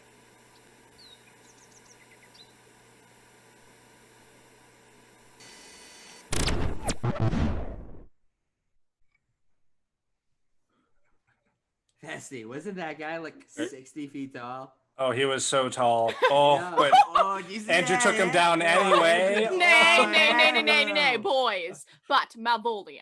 Okay, I prithee, put on a gown, and a beard. Make her believe thou art Sir Topus the curate. Do it quickly. Oh, well, I will put it on and I will dissemble myself in it. I would I were the first to ever dissemble in such a gown. Oh, Joe, bless thee, Master Parson. Oh, Slantia, Sir Toby, for as the old hermit of Ireland, who very wittily once said to the niece of High King Brian Baru, that is. And so I, being Master Parson, am Master Parson, for what is that but that, and is but is? Yes, yeah. To her, Sir Topus. Oh, what ho I say, peace in this prison. Access granted. Who calls there? Sir Topaz the curate who comes to visit Malvolio the lunatic. Sir Topus, good. Sir Topus, go to my lady. Oh, out hyperbolical fiend! How vexest thou this woman? Talkest thou nothing but of ladies? Sir Topus, there is never a woman thus wronged. Good Sir Topus, do not think I am bad. They have laid me here in hideous darkness. Oh, fie, thou dishonest Satan! I call thee by the most modest of terms, for I am one of the gentle ones that would use the devil himself with courtesy. Sayest thou that house is dark? As hell, Sir Topus. Mad woman, thou errest. I say there is no darkness but ignorance. I say this house is as dark as ignorance, though ignorance were as dark as hell. And I say there was never a woman thus abused. I am no more mad than you are. Make the trial of it in any constant question. Any question? What is the opinion of Pythagoras concerning wildfowl? That the soul of our grandam might happily inhabit a bird. What thinkest thou of his opinion? I think nobly of the soul, and no way approve his opinion. Fare thee well. Remain thou still in darkness. Thou shalt hold the opinion of Pythagoras ere I will allow of thy wits, and fear to kill a woodcock, lest thou dispossess the soul of thy grandam. Fare thee well. Sir Topus? Sir Topus! Oh, my most sexy wizard, Sir Topus! Thou mightst have done this without thy gown and beard. She sees thee not. Oh, to her in thine own voice, and bring me word how thou findest her. I would we were well done with this knavery. If she may be conveniently delivered, I would she were, for now I am so far at a fence with my niece, I can no longer pursue this sport to the upshot with any amount of safety. Come by and by to my chamber, please. Ooh. Oh, Hey, Robin, jolly Robin, tell me how my lady does. Fool. My lady's unkind, purdy. Fool. Alas, why is she so? Fool, I say. She loves another. Ta, ta, ta, ta, ta, ta, ta, ta. Oh, who calls, huh? Good fool, as ever thou wilt deserve well. At my hand help me to a candle, pen, ink, and paper. As I am lady, I will live to be thankful to thee for it. Oh, Master Malvolio? I, good fool. Oh, alas, ma'am, how fell you by your 5 wits? Fool, there was never a woman so notoriously abused. I am as well in my wits, fool, as thou art. Oh, but as well, then you are mad indeed, if you be no better in your wits than a fool. They have propertied me, keep me in darkness, send ministers to me, asses, and do all they can to face me out of my wits. Oh, advise you what you say, ma'am, the minister is coming. Oh, Malvolio, Malvolio, thy wits in heaven restar. Endeavour thyself to sleep and leave thy vein, bibble babble. Sir Topaz. Oh, maintain no words with her, good fellow. Who I, sir? No, not I, sir. God be with you, Sir Topaz. Oh, Mary, amen. Oh, I will, sir, I will. Fool, fool, fool, I say. Alas, be patient. What say you, ma'am? I'm sent for speaking with you. Good fool, help me to some light and some paper. I tell thee, I am as well in my wits as any woman in Illyria. Well a day that you were, ma'am. By this hand I am, good fool, some ink, paper, and light, and convey what I will set down to my lady. It shall advantage thee more than ever the bearing of letter did. I will help you to it. But tell me true, are thou not mad indeed, or are you but counterfeit? Believe me, I am not. I tell thee true. Nay, I'll never believe a mad woman until I see her brains. I will fetch you light and paper and ink. Fool, are requited in the highest degree. I prithee be gone. I am gone, ma'am.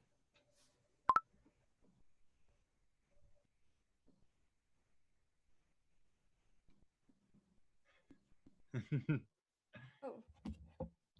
I gotta take this. I'll be right back. Hello? This is the air. That is the glorious sun. This pearl she gave to me, I do feel it and see it, and though 'tis wonder that enwraps me thus, yet 'tis not madness. Where's Antonio then? I could not find him at the inn, yet there he was, and there I found this credit that he hath ranged the town to seek me out. His counsel now might do me golden service, for though my soul disputes with my sense that there may be some error, but no madness, yet doth this accident and flood of fortune so far exceed all instance, all discourse, that I am ready to distrust mine eyes and wrangle with my reason that persuades me to any other trust but that I am mad, or else the lady is mad. Yet, if 'twere so, she could not sway her followers, control her house, take and give back affairs in their dispatch with such a smooth, discreet, and stable bearing as I perceive she does. There's something in it that is deceivable. Oh, but here the lady comes. Blame not this haste of mine.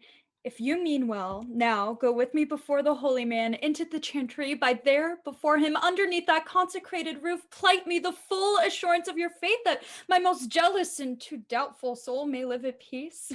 He shall conceal it, and whilst you are willing, it shall come to note what time we will our celebration keep accordance to my birth. What do you say? I'll go with you unto the sacred place, and having sworn truth ever will be true. Then lead the way, and heaven so shine that they may fairly note this act of mine.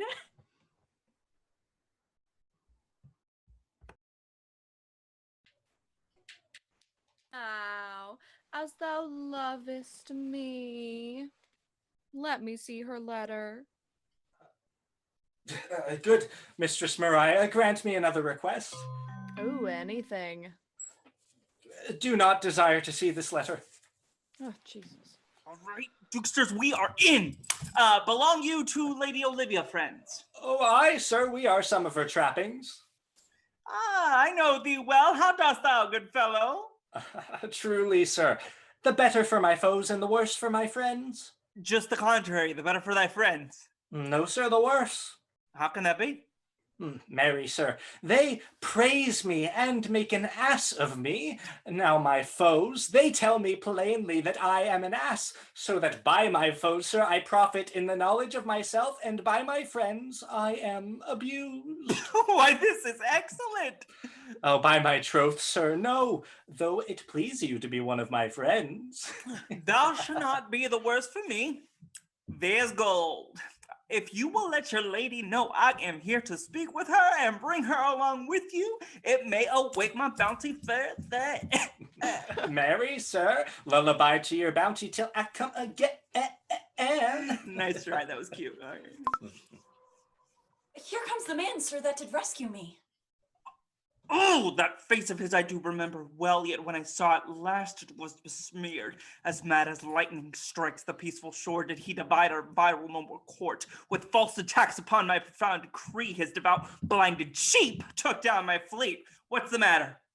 Orsino, this is that Antonio that set commercial structures all ablaze, then took the South Square and its resources, demolishing erected history. Here, in the streets, desperate of shame and state, in private rabble did we apprehend him. He did me kindness, sir, drew on my side, but in conclusion put strange speech upon me. I know not what 'twas, but distraction. Notable pirate, thou cruel and ruthless thief! What foolish boldness brought thee to their mercies, whom thou, in terms so bloody and so dear, hast made thine enemies? Orsino, noble sir, be pleased that I shake off these names you give me. Antonio never yet was thief or pirate, though I confess on base and ground enough, Orsino's enemy. Witchcraft drew me hither, that most ingrateful boy there by your side. From the rude seas enraged and foamy mouth did I redeem. A wreck past hope he was. His life I gave him, and did thereto add my love without retention or restraint, all his in dedication. For his sake did I expose myself, pure for his love, into the danger of this adverse town, drew to defend him when he was beset, where, being apprehended, his false cunning, not meaning to partake with me in danger, taught him to face me out of his acquaintance, and grew a 20 years removed thing, while one would wink, denied me mine own purse, which I had recommended his use not half an hour before. How can this be? When came he to this town? Today, my lord, and for 3 months before, no interim, not a minute's vacancy, both day and night did we keep company. Oh, here comes the Countess. Now heaven is at earth, but for thee, fellow, thy words are madness. 3 days this youth attended upon me, but more of that anon. Take him aside. What would my lord, but that he may not have, wherein Olivia may seem serviceable? Cesario, you do not keep promise with me. Madam? Gracious What do you Olivia. say, Cesario? Good, my lord. My lord would speak, my duty hushes me. If it be aught to the old tune, my lord, it is as fat and fulsome to mine ears as howling after music. Still so cruel. Still so constant, lord. What, to perverseness? You uncivil lady, to whose ingrate and unauspicious altars my soul, the faithfulest offerings, had breathed out that ever devotion tendered. What else shall I do? Even would it please, my lord, that shall become him. Since you to non-regardance cast my faith, and that I partly know the instrument that screws me from my true place in your favor, live you marble-breasted tyrant still, but this your minion, whom I know you love, and whom by heaven I swear I tender dearly, him will I tear out of that cruel eye where he sits crowned in his master's spite. Come, boy, my thoughts are ripe in mischief. I'll sacrifice the lamb that I do love to spread a raven's heart within a dove. And I, most jocund, apt, and willingly to do you rest, 1,000 deaths would die. What means Cesario? It is him I love, more than I love these eyes, more than my life, more by all mores than e'er I shall love wife. If I do feign, you witnesses above, punish my life for tainting of my love. I, me detested, how am I beguiled? Who does beguile you? Who does do you wrong? Hast thou forgot thyself? Is it so long? Call forth the Holy Father. Come away. Whither, my lord? Cesario, husband, stay. husband? I, husband, can he that deny? Her husband, sirrah? Oh, my lord, not I. Alas, it is the baseness of thy fear that makes thee strangle thy propriety. Fear not, Cesario, take thy fortunes up. Be that thou knowst thou art, and then thou art as great as that thou fearst. Here I unfold, though lately we intended to keep in darkness what is now disclosed before 'tis ripe, what thou dost know hath newly passed between this youth and me. A contract of eternal bond of love, confirmed by the mutual joinder of hands, attested by the holy close of lips, and strengthened by the interchangement of our Roll, thou rings. dissembling cub! What wilt thou be when time hath sown a grizzle on thy case? Or will not else thy craft so quickly grow that thine own trip shall be thine overthrow? Farewell!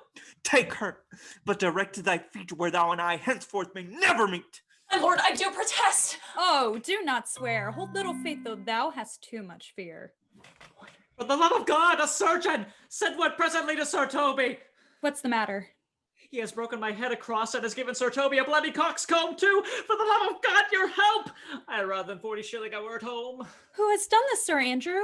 Oh, the Count's gentleman, one Cesario. We took him for a coward, but he's the very devil incarnate. My gentleman Cesario? Oh, it's lifelings, here he is. You broke my head for nothing. And that I did. I was summoned to do it by Sir Toby. Why do you speak to me? I never hurt you. You drew your sword upon me without cause, but I bespoke you fair and hurt you not. If a bloody coxcomb be a hurt, you have hurt me. I think you said nothing but a bloody coxcomb. Oh, here comes Sir Toby halting. You shall hear more. But if he had not been in drink, he would have tickled you other gates than he did. How now, gentlemen? How's it with you? That's all one. Has hurt me. And there's the end on it. Take him away. Who has made this havoc with them? I'll help you, Sir Toby, because we'll be dressed together. Oh, will you help me? Oh, an ass face and a knave and a coxcomb, a thin-faced knave, a gull. Get him to bed and let his hurt be looked to. I am sorry, madam, I have hurt your kinsman, but had it been the brother of my blood, I would have done no less with wit and safety. You cast a strange regard upon me, and by that I perceive it hath offended you. Oh, pardon me, sweet one, even for the vows we exchanged, but so late ago. One face, one voice, one habit, two persons, a natural perspective that is and is not. Antonio, oh, my dearest Antonio, how the hours have racked and tortured me since I have lost thee. Sebastian, are you? Fearest thou that, Antonio? How have you made division of yourself? An apple cleft in two is not more twin than these two creatures. Which is Sebastian? Most wonderful. Do I stand there? I never had a brother, nor can there be that deity of my nature of here and everywhere. I had a sister whom the blind waves and surges have devoured. Of charity, what kin are you to me? What countryman, what name, what parentage? Of Messalene. Sebastian was my father. Such a Sebastian was my brother, too. So went he suited to his watery tomb. If spirits can assume both form and suit, you come to fright us. A spirit I am indeed, but am in that dimension grossly clad, which from the womb I did participate. Were you a woman, as the rest is even, I should let my tears fall upon your cheek and say, thrice welcome, drowned Viola. My father had a mole upon his brow, And so had mine. and died that day when Viola from her birth had numbered 13 years. Oh, that record is lively in my soul. If nothing lets to make us happy both, but this my masculine usurped attire, do not embrace me till each circumstance of place, time, fortune do cohere and jump that I am Viola, which to confirm I'll bring thee to a captain in this town where lie my maiden weeds, by whose gentle help I was preserved to serve this noble count. All the occurrence of my fortune since hath been between this lady and this lord. So comes it, madam, you have been mistook, but nature to her bias drew in that. You would have been contracted to a maid, nor are you by my life deceived. You are betrothed both to a maid and a man. Be not amazed, right noble is his blood.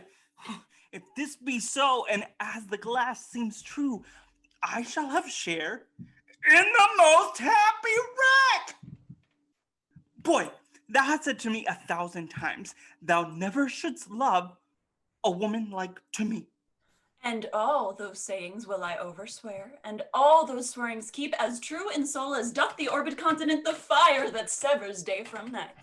Boy, give me thy hand, and let me see thee in thy women's wheat. The captain that did bring me first on shore hath my mate's garments. He, upon some action, is now endurance at Malvolio's suit, a gentlewoman and follower of my ladies. Oh, she shall enlarge him. Fetch Malvolio hither. And yet, alas, now I remember me, they say poor gentlewoman's much distract. Oh, a most extracting frenzy of mine own, my remembrance clearly banished hers. How does she, sirrah? Truly, sir, she holds Beelzebub at stave's end as well as any woman in her case may do. Has here writ a letter to you. I should have given it to you today morning, but as a mad woman's epistles are no gospels, so it skills not when they're delivered. Open it, read it. And look to be well edified when the fool delivers the mad woman. By the Lord, madam, you wronged me, and the world shall know it, though you have put me into darkness and have given your drunken cousin rule over me. Yet I have the benefit of my senses as well as your ladyship. I have your own letter that induced me to the semblance I put on, with the which I doubt not to do myself much right, or you much shame. Think of me as you please. I leave my duty a little unthought of, and speak out of my injury. The madly used Malvolio. Did she write this? Aye, madam. This savors not much of madness. See her delivered, Festi. Bring her hither. My lord, so please you, these things further thought on to think me as well a sister, as a wife. One day shall crown the alliance on it, so please you here at my house and at my proper cost. Madame, I am most apt to embrace your offer. Your master quits you, and for your service done him so much against the metal of your sex, so far beneath your soft and tender breeding, and since you called me master for so long, here's my hand, and you shall from this time be your master's mistress. A sister, you are she. Is this the mad woman? Aye, my lord, the same. How now, Malvolio? Madam, you have done me wrong, notorious wrong. Have I, Malvolio? No. Lady, you have. Pray peruse that letter. You must not now deny it is your hand. Write from it if you can in hand or phrase or say, 'tis not your seal nor your invention. You can none of this. Well, granted then, and tell me in the modesty of honor why you have given me such clear lights of favor, made me come smiling, and cross-gartered to you to put on yellow stockings, and to frown upon Sir Toby and the lighter people, and acting this with an obedient hope, why you have suffered me to be imprisoned, kept in the dark house, visited by the priest, and made the most notorious keck and gall that e'er invention played on. Tell me why. Alas, Malvolio, this is not my writing, though I confess much like the character, but out of question 'tis Mariah's hand. And now I do bethink me, it was she first told me thou was mad, then camest in smiling, and in such forms which were presupposed upon thee in this letter.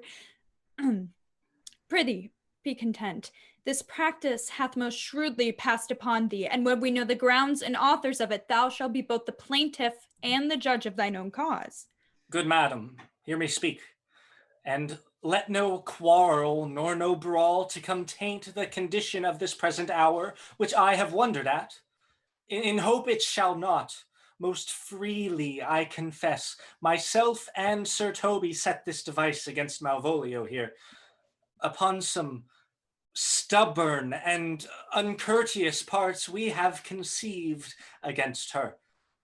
Mariah has writ the letter at Sir Toby's great importance, in recompense whereof he hath married her, and how with a sportiful malice it was followed, may rather pluck on laughter than revenge, if that the injuries be justly weighed that have on both sides passed. Alas, poor fool, how they have baffled thee. Why, some are born great, some achieve greatness, and some have greatness thrown upon them. I was one in this interlude, one Sir Topaz, but that's all one. By the Lord, fool, I am not mad, but do you remember, madam, why laugh you at such a barren rascal, and you smile not, he's gagged? And thus the whirligig of time brings on her revenges. I'll be revenged on the whole pack of you. She hath been most notoriously abused. Pursue her and entreat her to appease. She hath not told us of the captain yet. When that is known and golden time commence, the solemn combination shall be made of our dear souls. Meantime, sweet sister, we will not part from hence. Cesario, come, for so you shall be while you are a man. But if in other habits you are seen, Orsino's mistress and his fancy's queen.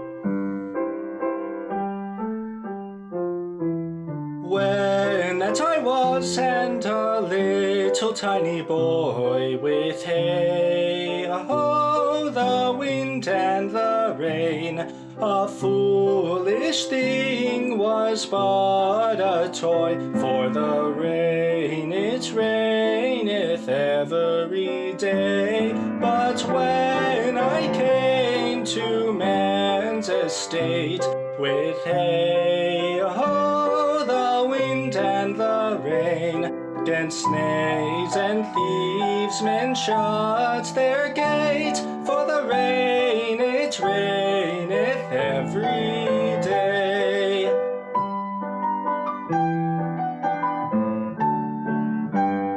But when I came, alas, to wife, with hey ho, the wind and the rain, by swaggering I could never thrive, for the rain it raineth every day.